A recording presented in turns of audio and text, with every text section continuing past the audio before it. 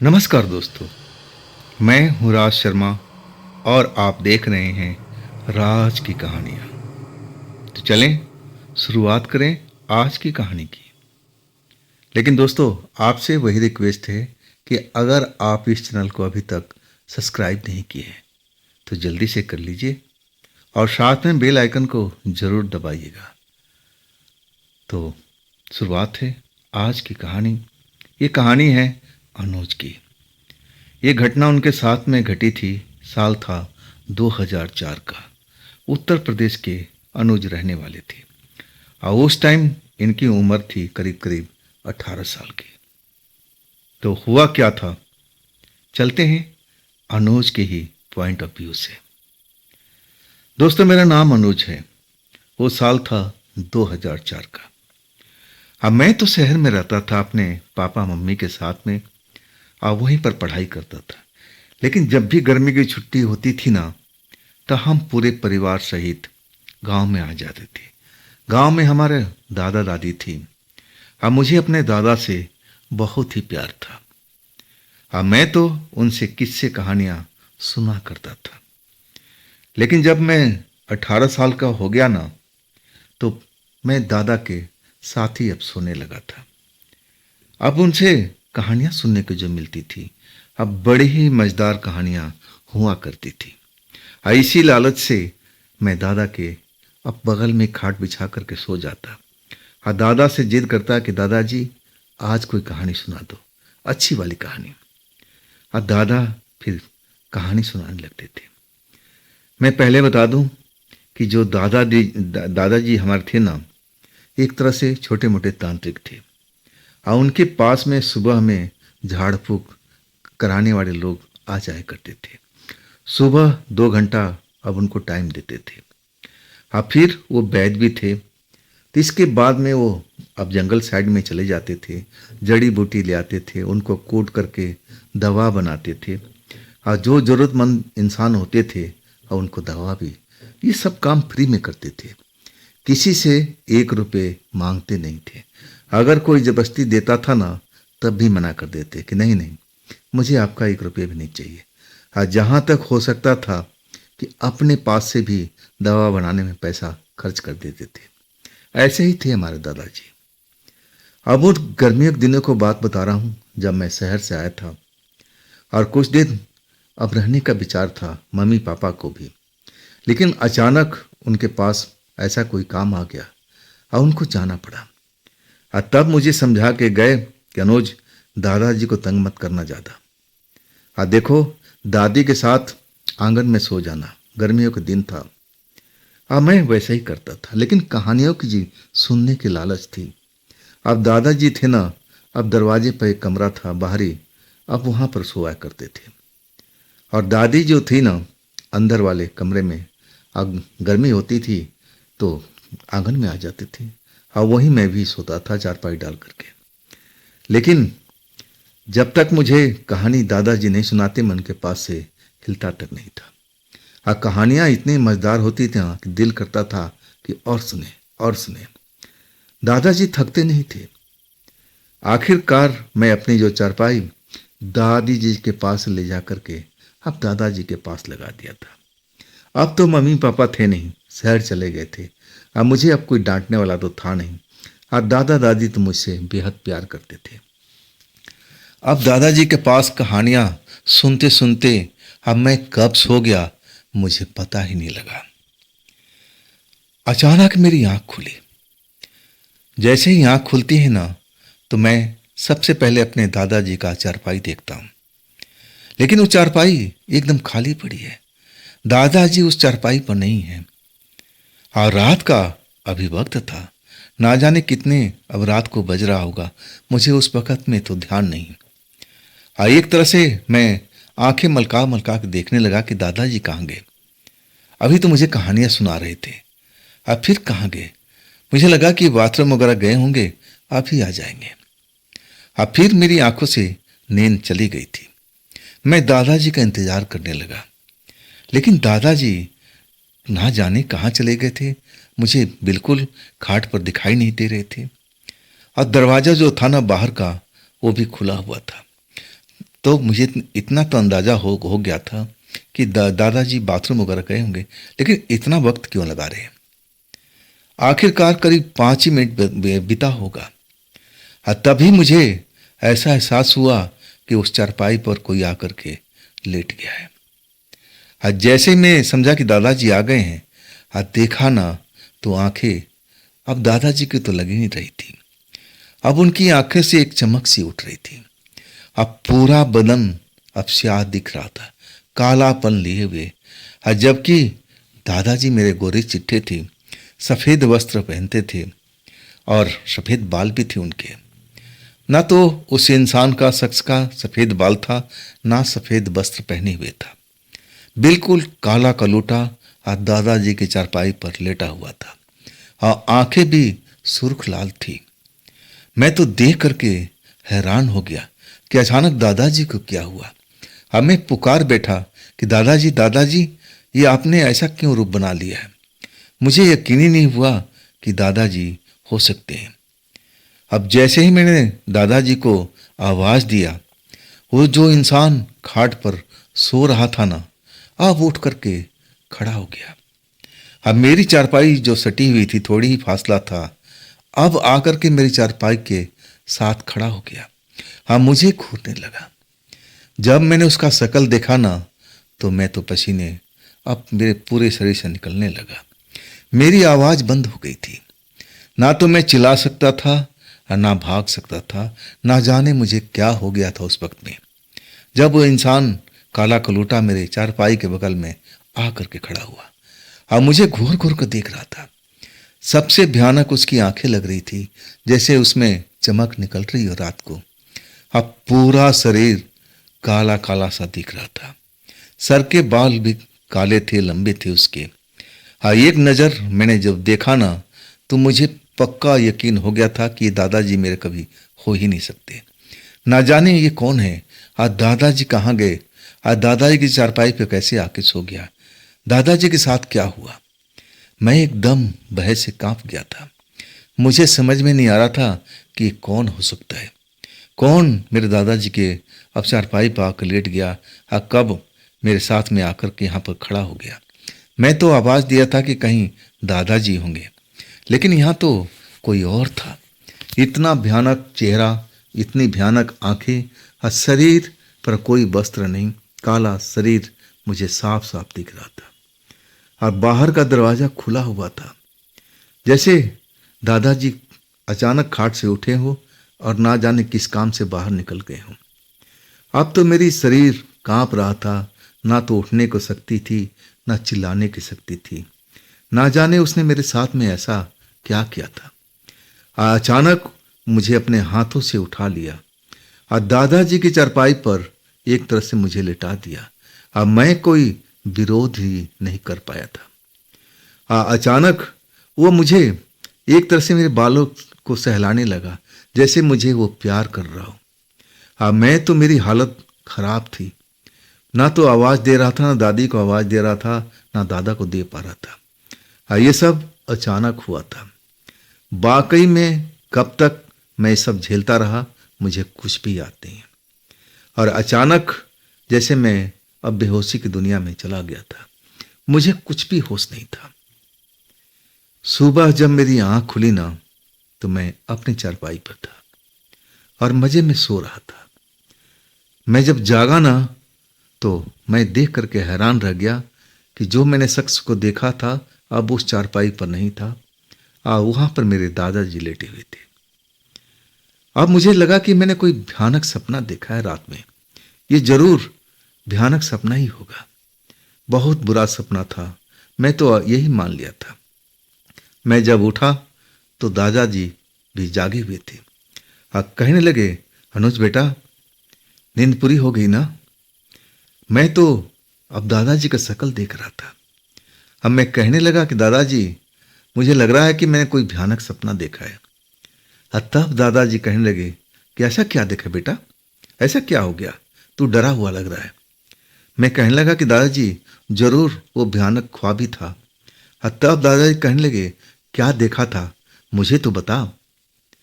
तब मैं एक एक अपराध की बात बताने लगा कि दादाजी जब मेरी कहानी सुनते सुनते नींद लग गई थी, अब मैं नींद में चला गया था।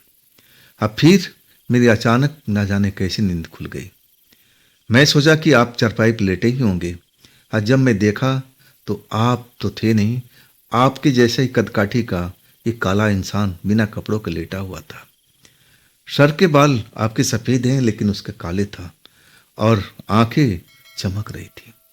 जैसे जैसे मैं बोल रहा था ना, दादाजी की आंखें फैलती चली जा रही थी। जब मैं सब कुछ बात बता दिया ना, तो दादाजी एकदम एकदम चुपचाप हो गए थे, कुछ बोल ही नहीं रहे थे, जैसे ख्यालों में खो गए हो। अब दादाजी को टोकना पड़ा। दादाजी क्या हुआ, आपने पूरी बात सुनी नहीं क्या? और तब दादाजी कहने लगे कि बेटा मैं सब कुछ सुन चुका हूँ, मुझे नहीं पता था कि वो मेरे बच्चे को भी अब डराएगा, मेरे बच्चे के पास भी आएगा। चलो कोई नहीं, आज मैं देखता हूँ, आज मैं उससे निपट लूँगा। और तब मैं समझ नहीं पाया था कि दादाजी ऐसी बात क्यों कर रहे हैं। मैं पूछने लगा कि दादाजी आखिर बात क्या है, क्या वो सब जो मैं देखा था वो कोई ख्वाब था या रियल टाइम? तब दादाजी फिर उनके चेहरे पर मुस्कुराहट आ गई और कहने लगे बेटा ये तेरा ख्वाब ही था, जरूर तूने भयानक ख्वाब देखा था, लेकिन आज के बाद वो ख्वाब तू कभी दोबारा नहीं देखेगा। मैं सब कुछ ठीक कर दूंगा। अब दिन का टाइम हो चुका था। मैं अब बगीचे में रात की बात सब कुछ भूल गया था। अपने जो दोस्त थे गांव के, जो बनाए हुए थे, उनके साथ में खेल में लग चुका था। अब आम का सीजन था, आम के बगीचे में था मैं। अब भरी दोपहरी, यही तो मेरा काम था। बड़ा मज़ा आता था दादाजी के गांव आकर के। एक तरह से तो मेरा भी गांव था। खाने पीने के मेरे सूध नहीं रहती थी। अब दादी जी मेरा पीछा करती थी हर बात पर, चल खाना खा ले, नाश्ता कर ले। आज दादी कहता है थोड़ी देर और बगीचा में रहने दो ना, मज़ा आ रहा है। लेकिन दादी कहाँ मानने वाली होती थी। घर लेके आती, नाश्ता कराती, खाना खिलाती, नहलाने को बोलती, कपड़े बदलती। अब फिर मैं दादी से पीछा छुड़ा करके वापस बगीचे में भाग जाता था। अब वहाँ पर कुछ मेरे दोस्त भी रहते थे और आम मुझे बहुत ही ज़्यादा पसंद था। जब मैं दोबारा बगीचे में गया ना, दोपहर का टाइम था, लू चल रही थी और मुझे तो बड़ा आम से लगाव था, प्यार था। अब मैं बगीचे में आ गया तो मेरे दोस्त वहाँ पर कोई था ही नहीं, पूरा बगीचा खाली पड़ा था। अब मैं अपने जो मन पसंद का पेड़ था, जो मुझे उसका स्वाद भाता था, अब उसके नीचे जा कर के खड़ा हो गया। अब मैं तो पेड़ पर चढ़ना जानता ही नहीं था और ना मैं सीखा था भी। अभी तो हमारे दोस्त ही मदद करते थे। मैं जिस आम को बोलता तोड़ने के लिए, मेरे दोस्त ही पेड़ पर चढ़ करके और उस आम को तोड़ देते थे। अब मैं आम को ललचाए दृष्टि से देख रहा था। जी कर रहा था कि काश मेरे दोस्त होते, आम तोड़ देते और मैं आम का आनंद लेता।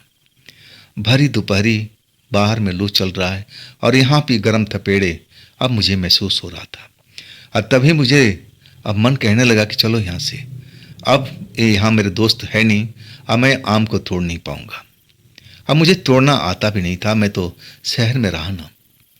आखिरकार अपने मन को मशहूस करके जैसे ही पेड़ के साइड से अपने रास्ता लेने को सोचा, तभी बिना हवा का अब वो पेड़ हिलने लगा था।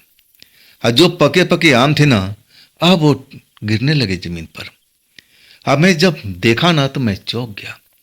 उस बगीचे में और भी पेड़ थे और उन पर कोई हवा का असर नहीं हो रहा था। सिर्फ इसी बगीचे के इसी पेड़ में अब जैसे हवा आकर के टकरा रही हो और वो पके हुए आम अब नीचे जमीन पर गिर रहे थे। मैं हैरत में था कि ऐसा कैसे हो रहा भाई। आखिरकार लालच तो आ गई थी। मैं आमों को इकट्ठा करने लगा। 2-4 आम इकट्ठा कर ही लिया था और तभी एक मेरे सामने में आम गिरा। अब जैसे ही मैं देखा कि आम कहाँ से गिर रहा है, पेड़ तो हिल रहा था। और जैसे ही पेड़ की तरफ नजर उठाया ना, तो वही रात वाला इंसान जैसा दिखने वाला काला कलूटा, बिना कपड़ों का और काले बालों वाला, आंखें चमकती हुई, अब वही मुझे पेड़ पर दिखाई दिया, जो एक डाली को अपने हाथों से पकड़ करके हिला रहा था। जैसे ही मुझसे उससे मेरी नज़र टकराई ना, तो वो मुस्कुरा दिया। बड़े ही भयानक उसकी मुस्कुराहट थी। और इसके बाद तो मैं सारा जो कुछ आम था छोड़ छाड़ करके सीधा अपने घर की तरफ भागता गया, भागता गया। कब मैं घर पहुंचा मुझे पता नहीं, इतना मैं डरा हुआ था। मैं उसकी अंगार जैसी आंखों को देख करके बहुत डर चुका था। घर पहुंचा तो दादाजी कहीं गए हुए थे। दादी थी। मेरी बिगड़ी हुई हालत देख करके अब दादी भी अब डर गई थी। क्या हुआ बेटा? अनुज क्या हुआ? क्या किसी से लड़ाई झगड़ा हुआ? मैं हाँफता रहा। मैं अपने डर को कम करने की कोशिश करने लगा। मेरे मुंह से सही ढंग से आवाज नहीं निकल पा रही थी। आखिरकार दादी पानी लेके आई कि बेटा पानी पी ले, पानी पी ले। जरूर तू किसी बच्चे से साथ में लड़ाई करके आया है। अब देख, ये शहर नहीं है बेटा, यहाँ पर लड़के अलग हैं, इनसे उलझा मत कर बेटा। अब दादी मुझे समझाने लगी और आखिरकार जब मैं शांत हुआ तब दादी को समझाने लगे, दादी मुझे किसी लड़के से लड़ाई झगड़ा नहीं हुआ है, वहां तो कोई लड़का था ही नहीं। तब दादी कहने लगी, फिर क्या हुआ बेटा? मैं सारा किस्सा बताने लगा कि आम के पेड़ पर वही इंसान जो रात को मैं ख्वाब में जैसे देखा था, और वही पेड़ को हिला रहा था, पके हुए आम को नीचे गिरा रहा था। और सबसे डरावनी आंखें उसकी थी, अब दहकती हुई आंखें लग रही थी। दादी अम्मा ये सब क्या है? दादी अम्मा ये सब क्या है? और उसी वक्त में दादाजी कहीं गए हुए थे और वो भी आ गए। दादी तो मेरी बात सुन करके डर गई थी और तब तक दादाजी पहुंच गए थे। थैला हाथ में लिए हुए थे, शायद कोई बाजार हाट पर गए होंगे। अब दवा दारू का जो काम करते थे, जरूर जड़ी बूटी लेने गए होंगे। अब उसी वक्त में दादाजी सब कुछ सुन चुके थे। आप फिर मेरे पास में आए, मेरे सर पर हाथ फेरने लगे और कहने लगे कि तू डर मत, आज मैं सारा कुछ इंतजाम कर दूंगा। आज के बाद वो तेरे पास में कभी नहीं आएगा, मैं ऐसा ही इंतजाम करूंगा। अब दादी डरी हुई थी और मैं भी डरा हुआ था, लेकिन दादाजी ने हिम्मत मुझे दिलाया तो मेरा डर कम हुआ। और तब मैं पूछ बैठा कि दादाजी कौन था वो जो मुझे सपने में भी दिखाई दिया था और वो पेड़ के पास में आम के पेड़ का डाली भी हिला रहा था? कौन है दादाजी? दादाजी अब मुस्कुरा रहे थे, कहने लगे, बेटा अब तू डर मत, मैं बोल रहा हूं ना, सब कुछ सही कर दूंगा। आखिरकार मेरा डर कम हुआ। अब दादाजी का साया मेरे ऊपर में था तो मुझे किस बात का डर। फिर मैं पहले की तरह नॉर्मल हो गया। कुछ देर तो जरूर डरा रहा, लेकिन दादाजी ने बोला तो मेरा मन का डर कम हो चुका था। आखिरकार उस रात को जब मैं खाट लेकर के दादाजी के पास अब सोने के लिए गया, तब दादाजी कहने लगे, नहीं बेटा आज नहीं, आज तू दादी के पास जाके सो आंगन में, आज मुझे कुछ जरूरी काम निपटाना है। हाँ, कल से जरूर मेरे पास में सोना, और तब तुझे कोई ना कोई भयानक सपना बिल्कुल नहीं आएगा। सब कुछ आज रात में मैं ठीक कर दूंगा। तुझसे बोला था ना, बिल्कुल वही काम करूंगा।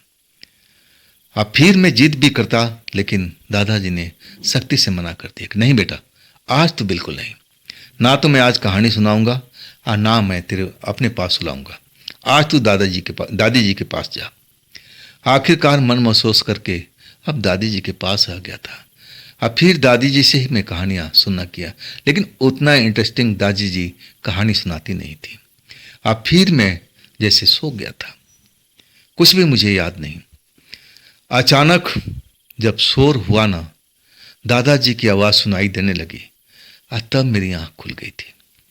मैं बगल में देखा तो दादी जी अब चारपाई पर बैठी हुई थी, जैसे वो भी जाग गई हो। अब मैं भी अब झटके से उठ बैठ गया।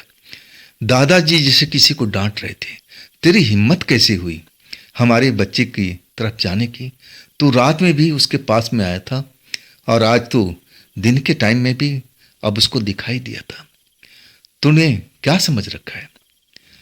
तू ऐसा कैसे कर सकता है? आज के बाद मेरे बच्चे की तरफ तू नजर नहीं आएगा। अगर तू नजर आएगा ना तो मैं तुझे ऐसी जगह पर दफनाऊंगा कि तू कभी अब बाहर नहीं आ सकता। और इसके बाद वहां पर बहस चलती रही, जैसे दादाजी किसी को डांट रहे हों, डपट रहे हो। मैं अब दादी जी की तरफ देख रहा था। दादी जी अब उस तरफ ध्यान लगाई हुई थी। मैं उठ करके जाने लगा तो दादी जी ने मेरा हाथ पकड़ लिया। नहीं अनुज, अभी नहीं जाना उधर में, दादाजी कुछ काम कर रहे हैं। मैं सब कुछ सुन लिया था और दादी जी के पास ही मैं सो गया। वाकई मुझे उस रात भी डर लग रहा था। आखिरकार जब मेरी नींद आ गई, जब सुबह मैं जागा ना, तो दादाजी मुझे उठा रहे थे।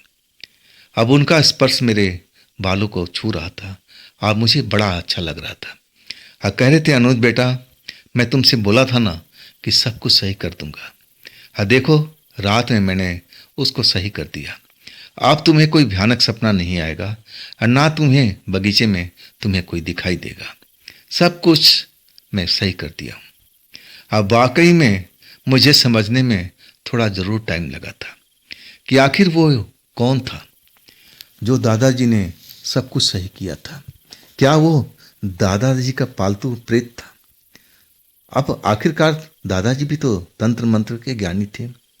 हाँ, मुझे कई सालों के बाद अब दादाजी ने बताया था कि देखो बेटा, वो भी मेरी जिद करने पर, कि देखो वो जो प्रेत था ना, मैं किसी के ऊपर से उतारा था। हाँ, वो मेरी शरण में था। मैं उसको एक जगह पर भेजना चाहता था। मेरे को टाइम नहीं मिला था। तब तक वो तुम्हारे साथ में खेल कर दिया था, लेकिन वो तुम्हें कोई अब एक तरह से दुख दर्द देना नहीं चाहता था। वो तुम्हारे साथ जैसे मैं व्यवहार करता हूँ, ऐसे ही वो व्यवहार कर रहा था। तुम्हारा पीछा करते हुए वह बगीचे में पहुंच गया था और वो देख लिया कि तुम आम के लिए परेशान होना, तो तुम्हारी मदद करना चाहा। वो आम की डाली हिला हिला करके आम को गिरा रहा था ताकि तुम आम को आनंद ले सको। वो जो प्रेत था ना, तुम्हें कोई नुकसान पहुंचाना नहीं चाहता था, लेकिन तुम उस प्रेत को देख करके डर चुके थे। तब मुझे लगा कि नहीं, ऐसे इसको खुले में रखना ठीक नहीं है। तब मैंने उसको सही जगह पर उसको भेज दिया। अब उसके बाद वो अपनी जगह पर चला गया था। तो बात यहीं पर ख़त्म हो जाती है। वाकई में जो दादाजी ने बताया था ना, मुझे तो अंदाज़ा पहले लग चुका था कि ज़रूर उनकी मंत्र विद्या का ही कोई काम होगा ये। और वास्तव में ऐसा ही दादाजी ने बताया था। तो दोस्तों, ये थी आज की कहानी अनुज जी की। ये कहानी आपको कैसी लगी कमेंट में ज़रूर बताइएगा। और दोस्तों, ये भी चैनल आप ही का है, तो इसको भी अपना प्यार दीजिए, लाइक कीजिए, सब्सक्राइब कीजिए, अपने दोस्तों को शेयर कीजिए। और फिर हम मिलते हैं अगली बार इसी चैनल पर, इसी टाइम पर। आप लोग अपना ख्याल रखिएगा। नमस्कार।